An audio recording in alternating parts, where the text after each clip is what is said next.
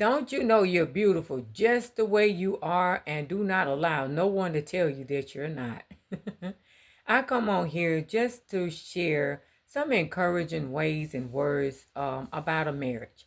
I know that a lot of people have gotten married, and there are people that are preparing themselves to be married. And guess what? It is a beautiful thing. But let me tell you how that thing can be more beautiful. If you invite Jesus into that thing, do you not hear me? He's going to give you guidance and insight. But I'm going to give you heads up. If you invite Jesus, you're going to go through some things. But those things are to shape and mold you into the husband or the wife that you ought to be towards one another. Do you not know that Christ gave his only begotten Son for the church? And do you not know that that is what Christ is asking for us to be to our husband just as well as to our wife? He said, love your wife as Christ loved the church. And that's a vice versa situation. A vice versa situation, y'all. In First Corinthians, it states, First Corinthians 7:10 through 11, to the married, I give this charge, not I, but the Lord. The wife should not separate from her husband, but if she does, she should remain unmarried or else be reconciled to her husband, and the husband should not divorce his wife. So if this come about that the separation do, because the Lord is asking for us to be at peace. 1 Corinthians 7:15 let us know that the Lord is calling us to be at peace with one another. If separation or divorce do come in the midst of the marriage.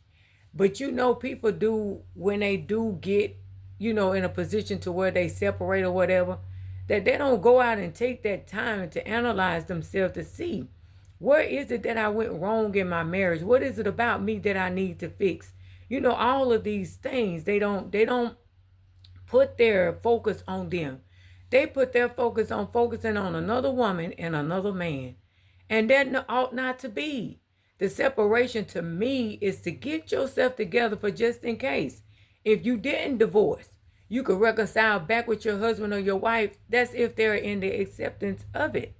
Matthew 19:9 states, he said, and I say to you, whoever divorces his wife except for sexual immorality and marries another commits adultery. The Lord said, if you marry another person and if you marry a divorced husband or wife, that you are committing adultery. If you have any questions, the Lord asks of us to make your request known unto him, and he will give you the answer. He said, if you lack wisdom, he will give it to you freely. Upbraid it not, he said. So don't be afraid of asking of the Lord to give you wisdom, knowledge, and understanding when it comes down to anything. It don't have to just be a marriage.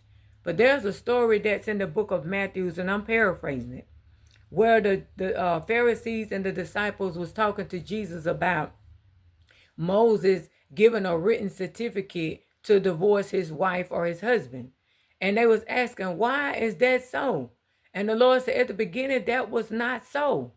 He said, at the beginning, he made male and female. For this cause, he made male and female. And he said to leave your father and mother and cleave to wife and become one flesh. This is what he asked to be done. But a lot of people, and then they go on down, with the conversation that he's having with the Pharisees and as well as his disciples. He said, because of the hardening of your heart, a lot of times we will get into marriages and not even knowing what we getting ourselves into. But this is something that we want. But we come up in their marriage with expectations, and when those expectations are not met, then it causes a problem. And then that problem or problems begin to contaminate the heart posture. And guess what? When that contamination get into that heart or the soil of that heart, guess what it's going to lead to? Wanting to divorce. But I advise you to give the Lord an invitation in your marriage. Reason being, because he's going to give you the great guidance that is needed. I know that there's a lot of marriage that is dangerous. And I'm not going to even sit here and tell you to stay in it, because I wouldn't either. But I know that I have been married for 15 years, and altogether my husband and I have been together for 20. And there have been times that I have wanted a divorce. because of the heart, the hardness of my heart.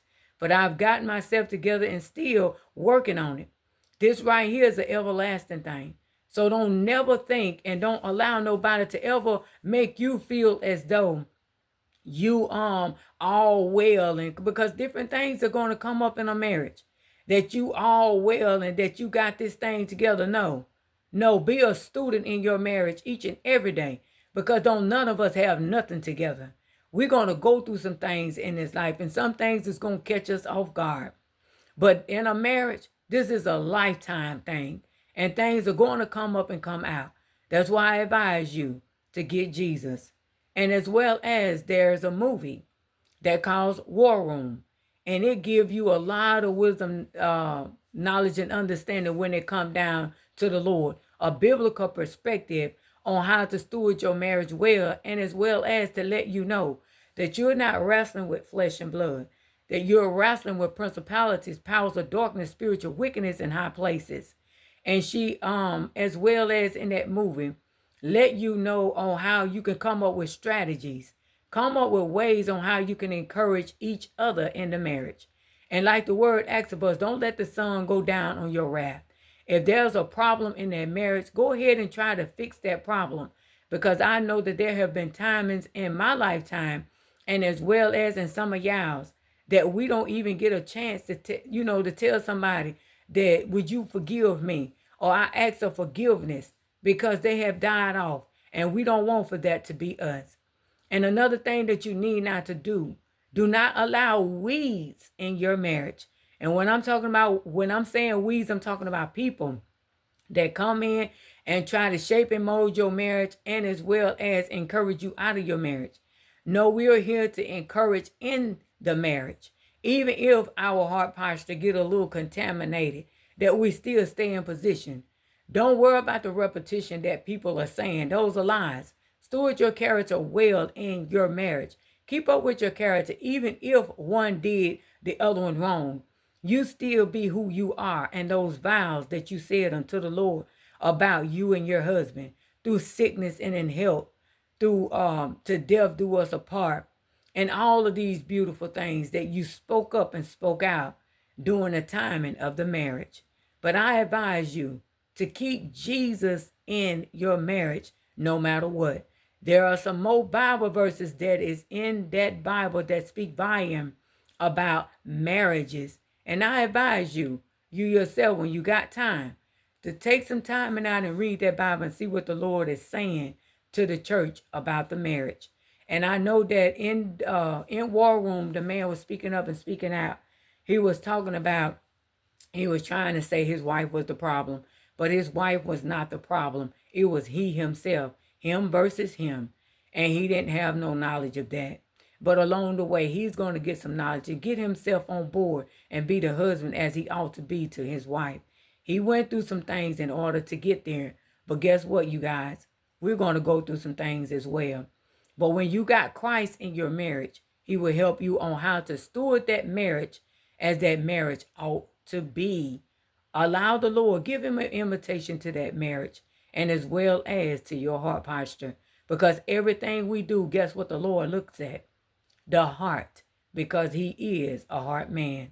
And as that man told that man in that War Room movie, he said, I'm not going to sit here and eat my salad and watch your marriage bleed. He was trying to help him to find ways on how to heal the wound that has been open in that marriage. He said, bro, I see you in church. He said, no, bro, I love to see the church in you.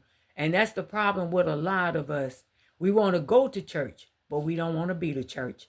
If you find this video helpful, hit that subscribe button, and every time I upload a video, guess what?